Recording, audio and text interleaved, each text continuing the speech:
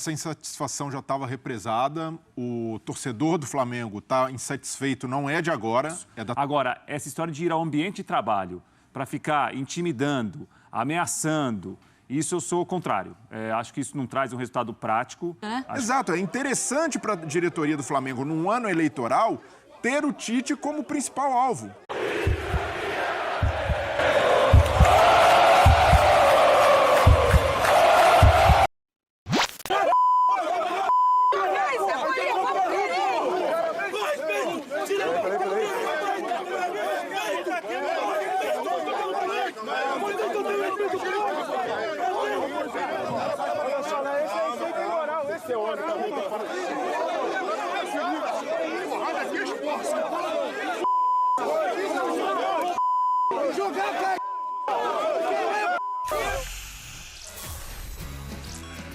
Direto, então, com a Roberta Barroso, a gente já começa o nosso Sport Center, porque amanhã foi agitadíssima lá no Rio de Janeiro. Amanhã tem um jogo importantíssimo, envolve duas grandes torcidas, duas grandes equipes que estão diretamente ligadas, claro, ao técnico Tite, hoje treinador do Flamengo. Tô vendo que o ambiente está agitado aí, hein, Roberto? Oi, Bruno, tudo bem? Bom dia para você, Mari. Tá um pouco agitado porque chegou agora a guarda municipal, porque não tem onde os carros estacionarem aqui nessa rua em frente ao Ninho do Urubu. Mas em relação ao protesto da torcida, nesse momento, tudo tranquilo. Os torcedores começaram a dispersar por volta de 10 horas da manhã. Por enquanto, aqui ainda a faixa, né? Fora Tite, fora Braz, fora Landim e ainda a segurança reforçada. Os jogadores já lá dentro, mas a torcida chegou bem cedo por aqui, por volta de 7h30 da manhã, aguardando os atletas. E aí o treino marcado para as 9 horas, os carros foram chegando e os torcedores rodearam os carros dos jogadores. Aí teve empurra-empurra, porque tinha segurança e os torcedores querendo falar com os jogadores. Cebolinha, muito criticado. O Arrascaeta foi muito criticado pela torcida, porque quando ele entrou por aqui também recebeu, né, toda essa cobrança, como todos os jogadores que foram chegando. Por volta de 10 horas da manhã, então, esses torcedores decidiram ir embora, falaram que vão protestar amanhã no jogo contra o Corinthians no estádio. A ideia deles era entrar hoje no Ninho do Urubu para conversar com os jogadores, cobrar os jogadores, mas essa entrada não foi permitida. Lembrando que o Flamengo vem de derrota na Libertadores para o Palestino, logo no desembarque já teve protesto. Ontem a segurança estava reforçada por aqui, aquelas grades que eles sempre colocam no Ninho do Urubu, e hoje novamente policiamento reforçado desde cedo e os torcedores vieram para cá. O Flamengo nesse momento está em terceiro lugar na tabela de classificação, ou seja, fora da zona de classificação para as oitavas de final da Libertadores. Tem mais 2 jogos contra Bolívar e Milionários, 2 jogos no Maracanã, e a torcida certamente vai cobrar porque quer resultado. Nesse sábado, lembrando, tem a partida contra o Corinthians e o torcedor, além de uma vitória, quer que o time apresente um bom futebol. Mas é isso, Bruno, Mari, teve pipoca, ovo por aqui, então o clima foi bem tenso logo cedo e nesse momento está tudo tranquilo, só com a segurança reforçada. Bruno, a gente vê ali atrás da Beta que ainda tem as faixas ali, né? Os torcedores mantêm o protesto, mas com menos calor. Queda de desempenho visível, então, as médias do Flamengo no ano, comparando com o início ali no Campeonato Carioca e depois quando entra Brasileiro, Copa do Brasil e Libertadores. O Flamengo, no Carioca, tinha uma média maior de finalizações no alvo e precisava até de menos chutes para marcar. Agora, tem menos finalizações, menos no alvo e tem que chutar mais. E os adversários também melhoraram suas médias de finalizações no alvo e também precisam de bem menos finalizações de chutes até marcar, né? Até porque no estadual o Flamengo não tomava gols. A média de finalizações do alvo, resumindo aí, caiu pela metade e de chutes recebidos em seu alvo dobrou.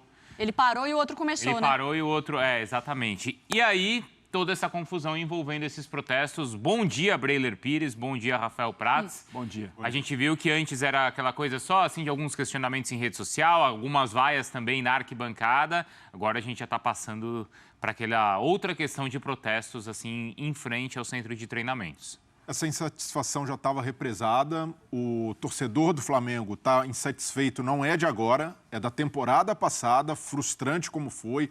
O Flamengo passar uma temporada inteira sem ganhar um título sequer é algo que pesa muito nesse atual patamar do clube. E o que a gente vê aqui, principalmente nessa diferença, nesse contraste entre Campeonato Carioca e Libertadores, Campeonato Brasileiro, Copa do Brasil, é que quando o sarrafo subiu, a bola do Flamengo diminuiu.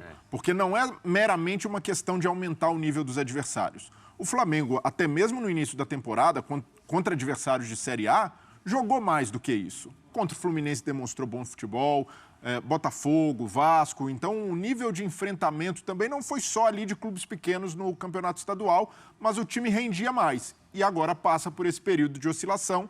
A gente sempre tende a recriminar esse tipo de manifestação do torcedor, que é muito incisiva, que é intimidatória, mas o sentimento de insatisfação da torcida rubro-negra como um todo é muito compreensível pela forma como esse Flamengo não engrena e acaba sendo subaproveitado. Tem muito potencial, mas não rende tudo que pode por problemas internos, estruturais e, obviamente, problemas também do comando técnico, e aí tem a ver com o Tite. Nós estamos falando de crise no Flamengo? Rafael Prats, bom dia. Tudo bem, Mari? Bom dia, companheiros, bom dia, fãs de esporte. Sim, claro que é uma crise técnica do time, é uma crise de atuações que são fracas pelo potencial que tem o Flamengo também. Eu só acho que a gente tem de pontuar o que é pressão, o que é intimidação. O futebol normaliza esse tipo de situação, que é você estar no ambiente de trabalho de outros funcionários ou outros atletas ou comissão técnica, e ali um grupo de torcedores ficar colocando o dedo na cara de jogador, jogando ovo em jogador. Isso é uma outra coisa. Pressão, por exemplo, ir ao Maracanã amanhã, vaiar, xingar, protestar, tá tudo no pacote. O torcedor está pagando ingresso, o torcedor quer que o time dele vença sempre. O torcedor não dá para a gente pedir compreensão de quem é apaixonado por isso mexe com o sentimento. Eu tenho profundo respeito com isso. Agora, essa história de ir ao ambiente de trabalho para ficar intimidando, ameaçando, isso eu sou o contrário. Acho que isso não traz um resultado prático, acho que isso não muda nada e nada me tira da cabeça que muitos protestos, muitas intimidações no futebol, os torcedores fazem o que a diretoria não tem coragem de fazer. Não tem coragem, ou porque já se tornou muito próxima dos jogadores, ou porque o comando é falho, ou porque na hora de cobrar não tem uma cobrança que deveria ser feita. E aí vai virando uma bola de neve isso, né? Então, o que a gente viu no Ninho do Urubu não foi uma pressão de torcedores que estão cobrando jogadores. É uma outra coisa. É uma intimidação no local de trabalho. Mas quem que... Porque você diz assim, ó, às vezes o que a diretoria não faz com os jogadores, mas quem faz com a diretoria? Então, mas aí que tá, Mari. Quem cobra a diretoria internamente? Aí é uma outra questão mesmo, né? Porque assim, se o torcedor do Flamengo ou torcedores do Flamengo compreendem que talvez a cobrança não seja do jeito que tem que ser feita, que o Tite ou os jogadores, alguém tem falhado, isso tem que ser feito internamente, porque ele está todo dia no futebol, né? O diretor do Flamengo está todo dia no Ninho do Urubu. Claro. O presidente talvez não esteja. Que não está dando certo. Então, como que é essa conversa do Marcos Braz, do Spindel com os jogadores, com o Tite? Eles têm um conhecimento para cobrar? Eles têm uma autoridade para cobrar? Eles estão preocupados com o futebol do Flamengo? Estão preocupados com outras situações que o futebol dá visibilidade para ter? Eu acho que assim, é uma longa discussão. E também fica, entre aspas, confortável para a diretoria, às vezes, observar um grupo de torcedores que vai lá e coloca o dedo na cara de jogador, e joga ovo no carro de jogador, e quer quebrar o vidro do carro. Muitas vezes acontece isso no futebol, porque torcedores fazem o papel que diretores deveriam fazer. Como que é o dia a dia, que o Braz, o Spindel fazem, o presidente Landim faz? A gente tem muita dúvida. A Roberta está com a gente, eu queria voltar para lá, porque, Roberta, a gente acompanhou, então, que essa movimentação toda aconteceu na chegada dos jogadores. Eu não sei se o técnico Tite também passou por isso, porque vale lembrar que a gente já viu algo semelhante, talvez não tão grande assim, mas no desembarque, certo, do time. Sim. E ali a comissão técnica, pelo menos o Tite, o Matheus, eles saíram, né, por um outro local. Bruno, só aproveitando o seu gancho, eu queria saber da Roberta se no momento do protesto, daquela intimidação contra os jogadores, havia policiamento e se a diretoria do Flamengo não previu, de certa forma, né, esse protesto e essa insatisfação até depois do que aconteceu no desembarque. Porque a Roberta falou que agora estava chegando ali. A guarda estava chegando lá. Às 11h10 da manhã, Roberta? Porque daqui a pouco os jogadores vão sair, não é isso? Para você. Sim, mas quem chegou aqui foi a Guarda Municipal para multar os carros que ficam aqui. Bom. Então, em frente ao Ninho do Urubu, inclusive o nosso, da nossa cobertura, a gente veio fazer essa cobertura, não tem onde estacionar aqui no Ninho do Urubu e aqui atrás tem várias grades. Quando tem esses protestos por aqui, o Flamengo coloca essas grades ali na calçada. Mas mesmo assim, ali também não pode parar e...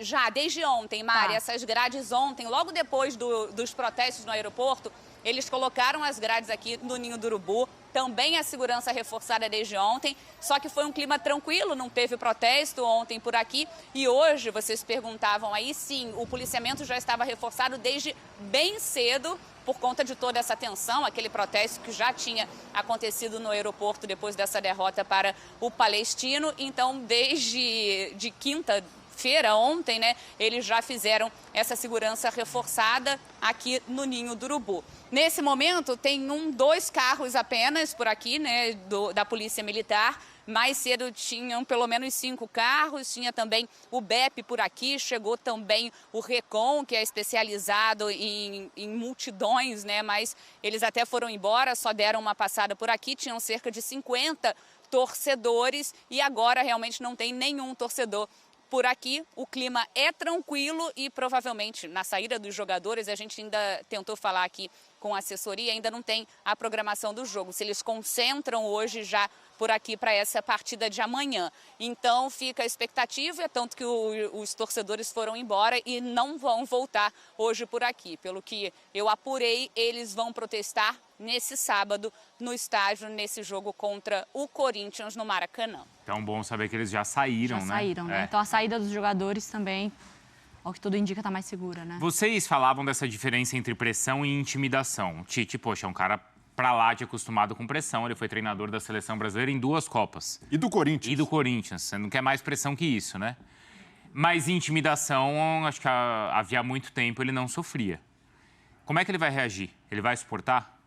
Então, eu acredito que o Tite tem estofo e casca suficiente para lidar com isso e, repito, não normalizando protestos violentos, coisas que cruzam a linha de uma insatisfação natural do futebol. Então, agora, esse tipo de pressão crescente por causa de resultados, eu vejo que não será um problema para o Tite. Problema para o Tite é quando esse caldeirão interno começa a ferver, porque a gente precisa pontuar o contexto político do Flamengo. É um ano eleitoral, há muito interesse político envolvido em tudo isso, e a gente sabe como o interesse político no clube muitas vezes é manipulado e até envolvendo torcidas, grupos de torcedores. Então, por tudo isso, o Tite precisa se preparar para esse aumento da fervura interna. E aí é o mais preocupante, porque quando a opinião pública já começa a se manifestar contra o treinador, é interessante para a diretoria do Flamengo se afastar dessa crise.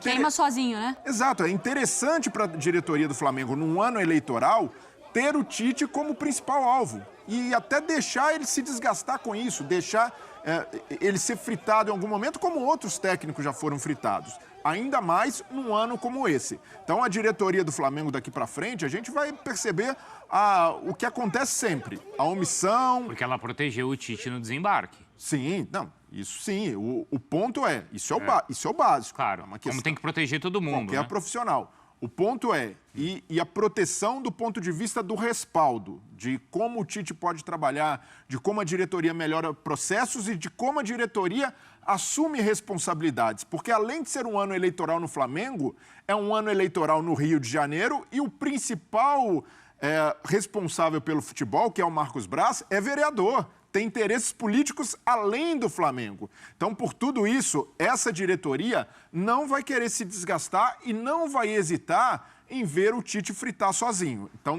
nesse aspecto, eu vejo que o Tite tem de se respaldar e é preciso também que o torcedor do Flamengo entenda que há problemas muito maiores que o Tite. O trabalho até aqui não é bom, é decepcionante, mas não pode ficar somente com foco no treinador, porque a gente sabe que há muita coisa errada no Flamengo, principalmente no comando do futebol. Mas aí, eu não sei assim, não sei se você concorda, Prates, eu não sei também até que ponto o Tite faria isso, mas existe uma diferença muito grande entre o Tite e os outros treinadores que passaram pelo Flamengo. Existe. Eu não sei até que ponto ele também aceitaria ser o bode expiatório. Eu não sei se o Tite é daqueles que ele vai chegar e vai falar, galera, não tá funcionando, muito obrigado, o Tite pede para sair, porque todos os outros foram saídos. Sim. Mesmo já entendendo que eles poderiam ter pedido para sair. Sim. Eles ficaram lá até, né, o negócio realmente não ter mais jeito. Mas ninguém pediu. O Alguns Tite... se apoiaram na multa até, né? Sim. O que é O verdade. Tite também tem. É. O Tite também tem, porque o contrato é assim. Mas o Tite, eu não vejo o Tite aceitando ser um bode expiatório e chegando pro Marcos Braz falando assim, não tá funcionando? Vamos aqui assinar um comum acordo, vocês não precisam pagar nada, eu topo sair. Poderia acontecer, mas assim, isso geralmente acontece, né, Mari? E vale para o Tite, vale para a maioria dos treinadores também, quando o treinador não acredita mais no trabalho. Quando ele acha que o trabalho chegou a um tipo de... a um limite, a um esgotamento, que ele Mas fala o às seguinte, vezes não é sobre comigo o trabalho, não vai. às vezes daria para ficar mais. Às vezes ele acredita no trabalho, mas ele está se vendo como um bode expiatório de Que esse pancada. desgaste da situação influencia? É. Pode ser, pode ser. Não vou me sujeitar mais a pode isso, acontecer. tô vendo que os caras estão fugindo da responsa, até vejo que o time pode melhorar, mas vou cair fora. Em outros trabalhos em que o time não respondia, talvez como o Tite imaginava, né? Como que o Tite imaginava, trabalhava em cima daquilo lá, o Tite até... Em 2013, no Corinthians, houve um jogo Corinthians e Portuguesa no Mato Grosso. O Corinthians perdeu da Portuguesa 4-0. O elenco do Corinthians era um elenco muito caro, os jogadores indicados pelo Tite não responderam o que ele queria à época. Ele até chegou a entregar o cargo no vestiário. Mas ali faltavam 2 meses para acabar o ano. A diretoria falou, não, Tite, você termina o ano que vem você vai embora, vai acabar o contrato. Ele acabou ficando, né? Veremos agora, porque assim, me parece que ele tem ainda confiança que o trabalho pode dar uma resposta melhor. Ele sabe que o momento é difícil, ele já admitiu isso em outras entrevistas, mas ele acredita muito na equipe dele, nos jogadores do Flamengo, no trabalho dele, que a situação poderá mudar, né? E ele tem uma chance no sábado, depois na terça-feira, enfim, é um jogo atrás do outro. Acho que ele pediria as contas, pediria para sair se ele interpretasse que houve o esgotamento do trabalho. Acho que mais que o ambiente interno e externo, é muito mais o que ele trabalha no campo para ele sair. E aí, amanhã tem um ponto importante aí para a sequência desse trabalho. Roberta, obrigado, viu? Você já volta, então, mostrando a movimentação aí direto do Ninho do Urubu. Até daqui a pouco. Combinado, Bruno. E só pra gente, né, fechar, eu tinha falado que não sabia ainda se o Flamengo iria concentrar. O procedimento, quando o jogo é 4 horas da tarde, é concentrar. Mas a programação, lembrando, ainda não saiu, só que a tendência é essa, então, que eles concentrem antes dessa partida contra o Corinthians. Bruno, Mari. Vamos então seguir o nosso Sport Center direto pro intervalo.